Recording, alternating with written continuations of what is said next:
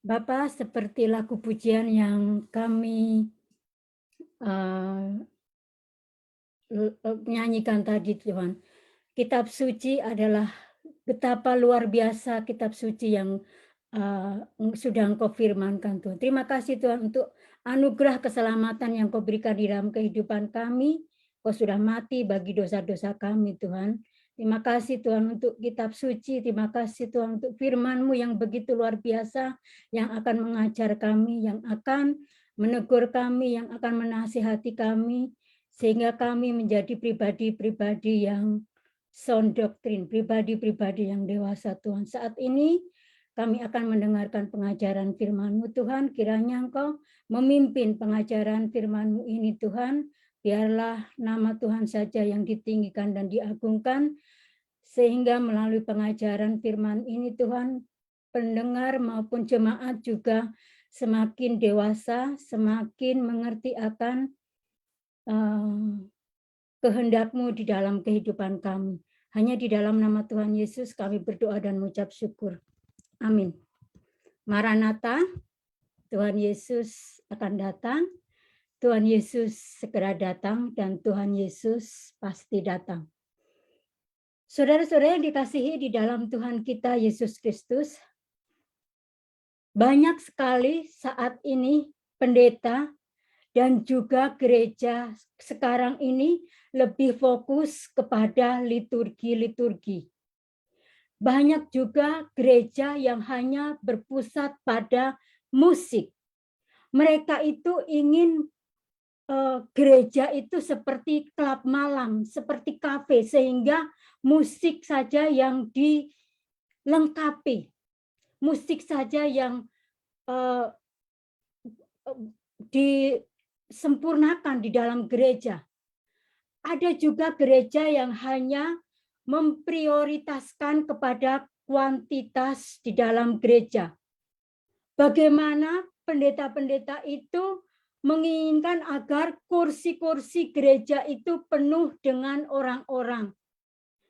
Sehingga mereka hanya berfokus kepada gedung. Makanya mereka itu hanya minta uang ke sana kemari untuk membangun sebuah gedung gereja.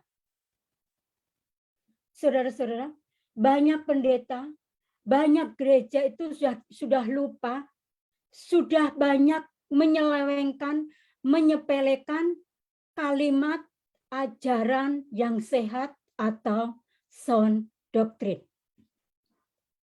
Saudara-saudara, Tuhan Yesus ketika berada di bumi ini, di dalam pelayanannya, beliau berkata di dalam Markus 7 ayat 7, saya akan membacakannya. Percuma mereka beribadah kepadaku, sedangkan ajaran yang mereka ajarkan adalah perintah manusia. Saudara tahu, perkataan dari Tuhan Yesus di dalam Markus 7 ayat 7 itu sesuai dengan Yesaya 29 ayat 13. Saya akan juga membacakannya. Dan Tuhan telah berfirman, oleh karena bangsa ini datang mendekat dengan mulutnya dan memuliakan aku dengan bibirnya, padahal hatinya menjauh daripadaku, dan ibadahnya kepadaku hanyalah perintah manusia yang dihafalkan. Saudara-saudara, ternyata Rasul Paulus mengutip perkataan dari Guru Agung kita Tuhan Yesus Kristus itu, dia mengatakannya di dalam Titus 1 ayat 16. Saya juga yang akan membacakannya. Mereka mengaku mengenal Allah, tetapi dengan perbuatan mereka, mereka menyangkal Dia. Mereka keji dan durhaka, dan tidak sanggup berbuat sesuatu yang baik.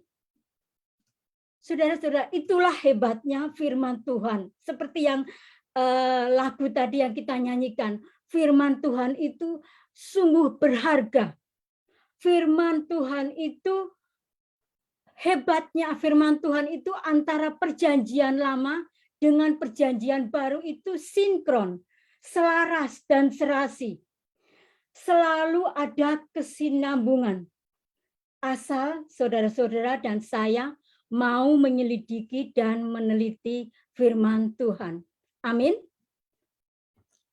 Mari kita Amin. baca di dalam Titus 2 ayat 1. Titus 2 ayat 1. Tetapi engkau beritakanlah apa yang sesuai dengan ajaran yang sehat. Saya akan membacakannya di dalam King James Bible. But speak thou the thing which become sound doctrine. Saudara-saudara yang dikasihi di dalam Tuhan kita Yesus Kristus, Rasul Paulus di dalam Titus 2 ayat 1 ini memulai kata dengan kata the atau tetapi.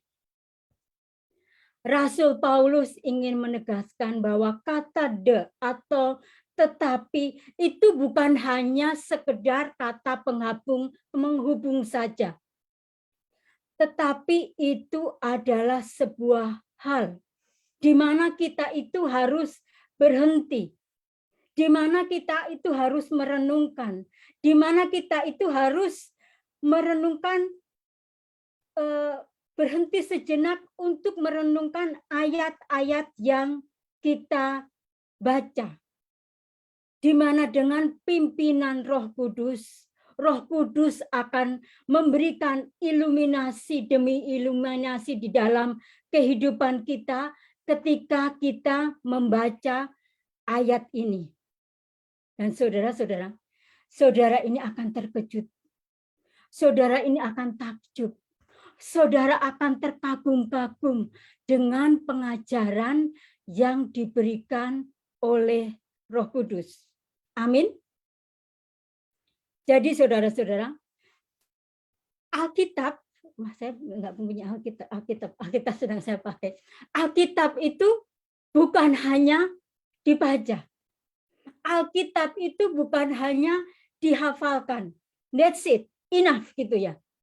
Tetapi berusahalah mulai sekarang ketika saudara itu membaca Alkitab, berusahalah untuk mengeksegesis firman Tuhan yang saudara baca. Amin.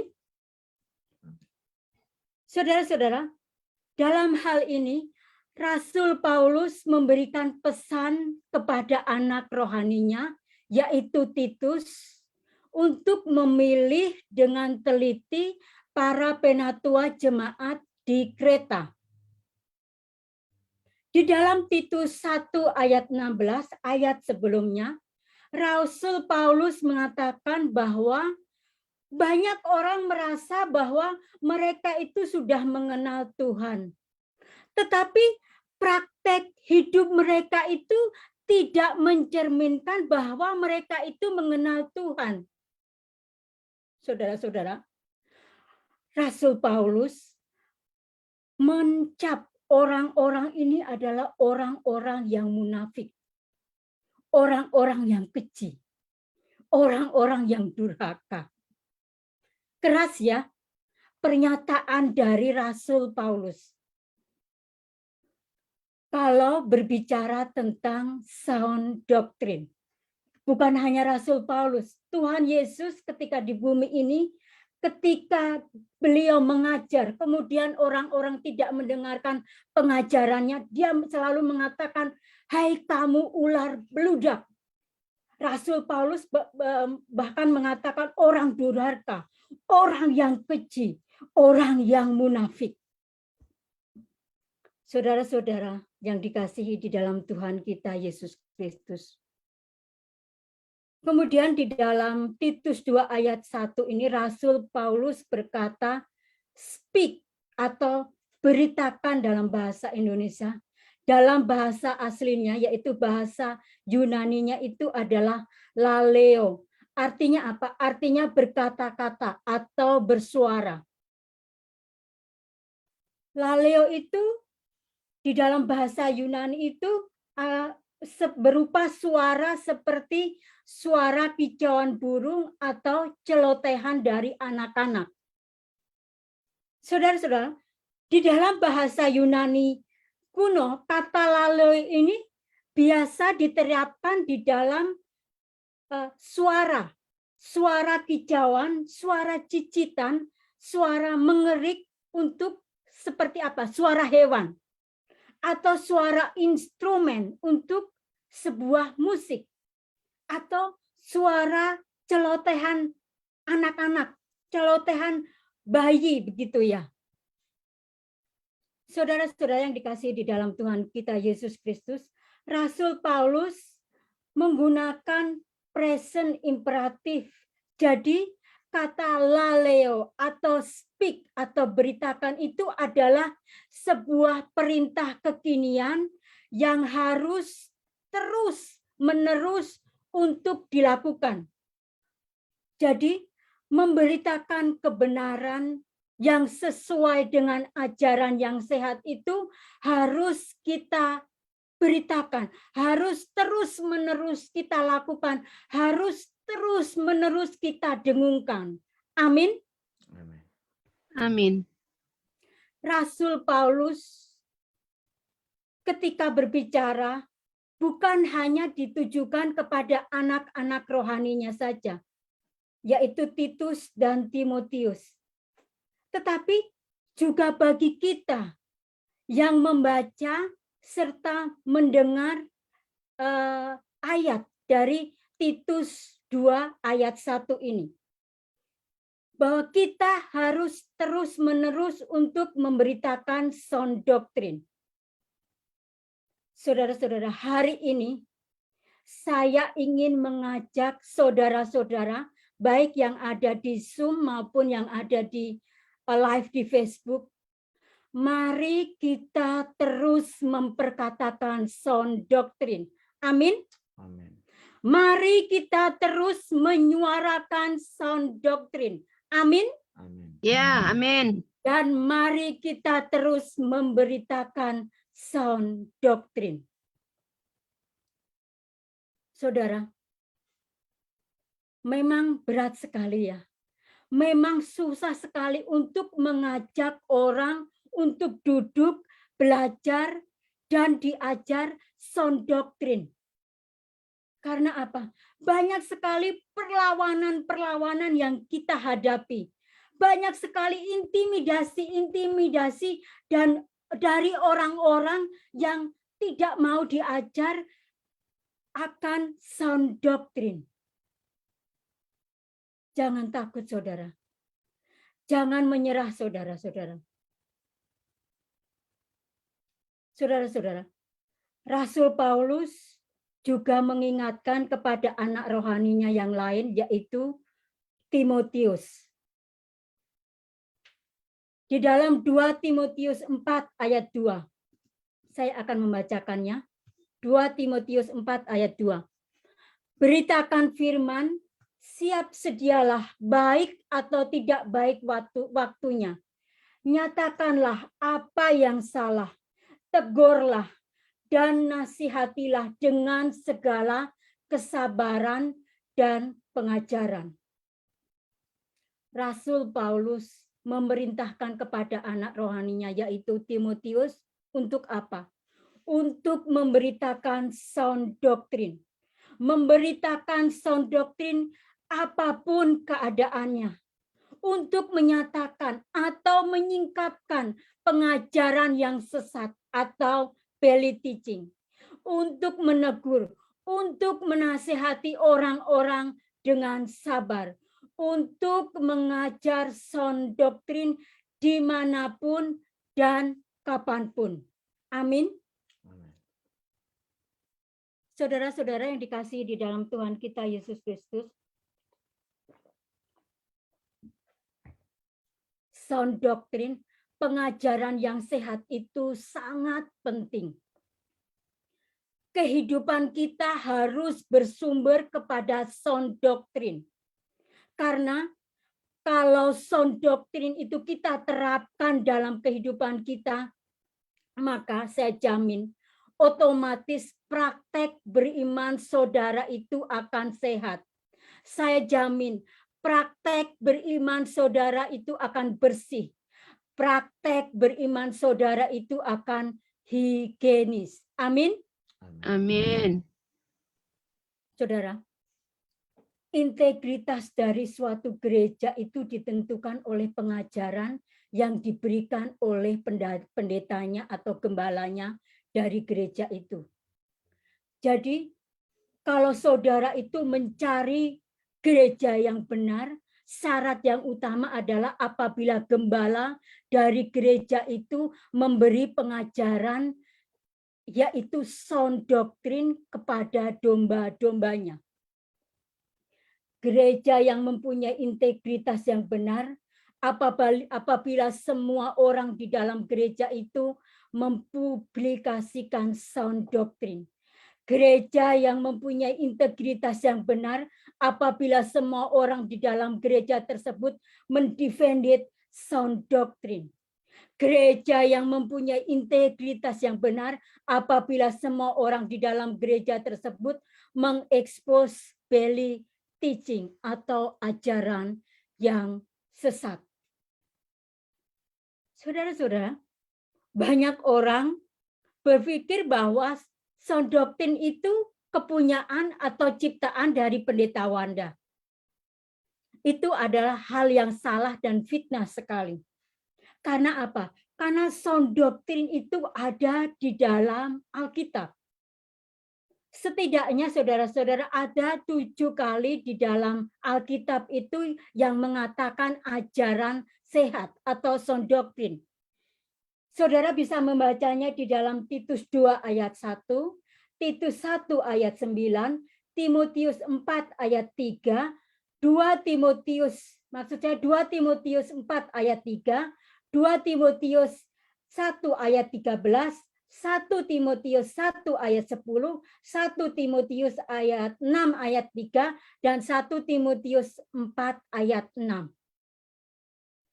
Saudara-saudara, sound doktrin itu adalah ajaran yang diberikan oleh guru agung kita, yaitu Tuhan Yesus Kristus, yang kemudian diajarkan, diteruskan kepada para rasul. Para rasul meneruskan sound doktrin itu kepada para murid yang bisa dipercaya. Dan pendeta Wanda belajar sound doktrin, kemudian beliau meneruskan sound doktrin ini kepada orang-orang yang bisa diandalkan, kepada orang-orang yang bisa dipercaya untuk meneruskan sound doktrin. Saudara-saudara, saat ini sedikit sekali hamba-hamba Tuhan itu mengajar para jemaat. Sekali lagi saya mau tegaskan, saat ini sedikit sekali hamba-hamba Tuhan itu mengajarkan sound doktrin, pengajaran yang sehat itu kepada domba-dombanya. Sebenarnya saudara-saudara, Rasul Paulus sudah menubuatkan sebelum ini terjadi. Di dalam 2 Timotius 4 ayat 3 sampai 4, oleh pernyataan Roh Kudus, Rasul Paulus mengatakan bahwa akan datang waktunya orang itu menolak sound doktrin. Orang akan memuaskan hawa nafsunya, tidak lagi tertarik, tidak lagi untuk mencintai, tidak lagi mencari Allah beserta kebenarannya. Orang akan mengumpulkan guru-guru palsu. Orang akan mengumpulkan guru-guru yang sesat. Orang akan menuntut apa yang mereka ingin dengar, bukan apa yang diajarkan oleh firman Tuhan. Orang tidak lagi mau mendengarkan firman Tuhan atau sound doktrin. Orang lebih suka dengan dongeng, cerita-cerita. Orang lebih suka dengan mendengarkan belly teaching, atau ajaran yang sesat daripada sound doctrine. Saudara-saudara, Tuhan Yesus berkata di dalam Matius 7 ayat 24. Pendeta Wanda boleh membacakannya? Matius 7 ayat 24. Setiap orang yang mendengar perkataanku ini dan melakukannya, ia sama dengan orang yang bijaksana yang mendirikan rumahnya di atas batu. Ya, sampai di situ ya. Ya, sampai di situ. Jadi saudara-saudara, mengikut Tuhan Yesus itu sama artinya kita menggunakan akal budi kita. Kita membuka otak kita secara besar-besar. Karena apa? Tanpa mengerti perkataan Tuhan Yesus atau sound doktrin Yesus, maka engkau tidak bisa memahami, engkau tidak bisa mempraktekkan firman Tuhan itu di dalam kehidupanmu. Amin. Saudara-saudara, di dalam perumpamaan Matius 7 ayat 24 ini, Tuhan Yesus mengatakan bahwa orang yang bijaksana itu adalah orang yang menggunakan akal budi.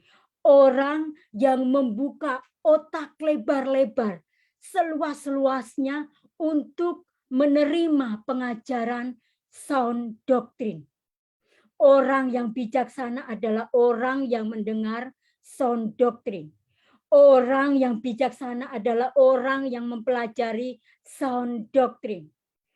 Orang yang bijaksana adalah orang yang mengerti dan menerima sound doctrine. Orang yang bijaksana adalah orang yang melakukan dan mempraktekkan sound doctrine. Amin. Amin. Saudara-saudara, sound doctrine itu tidak menawarkan kemudahan. Sound doctrine itu tidak menawarkan kesenangan. Sound doctrine itu tidak menawarkan kemewahan kepadamu. Tetapi sound doctrine itu menawarkan keseluruhan maksud perkataan dari Tuhan Yesus yang tidak pernah berubah. Dahulu, sekarang, sampai selama-lamanya. Amin. Amin. Amin. Saudara-saudara yang dikasihi di dalam Tuhan kita Yesus Kristus, saya percaya saudara-saudara yang hadir di Zoom meeting ini atau yang mendengarkan pengajaran firman pada sore hari ini adalah para watchman yang sejati. Saya dan saudara ini adalah watchman yang sejati. Amin. Amin. Saya dan saudara adalah watchman the gospel. Amin. Saya dan saudara adalah watchman sound doctrine. Mari kita terus bergiat. Mari kita terus bersemangat untuk terus menyelidiki, untuk terus mencari, untuk terus meneliti, untuk terus menggali kebenaran firman Tuhan. Amin. Amin. Saya akan menutup khotbah pada sore hari ini. Mari kita baca di dalam Wahyu 22 ayat 11. Saya akan membacakannya. Pendeta Wanda bisa membukakannya sehingga saudara bisa melihatnya di layar ya. Barang siapa yang berbuat jahat, biarlah ia terus berbuat jahat. Barang siapa yang cemar, biarlah ia terus bercemar. Dan barang siapa yang benar, biarlah ia terus berbuat kebenaran. Barang siapa yang kudus, biarlah ia terus menguduskan dirinya. Amin. Tuhan tolonglah kami untuk terus bergiat, untuk terus memberitakan, untuk terus menyuarakan sound doctrine. Amin. Saya menyerahkan kepada Ibu Nona Niehaus.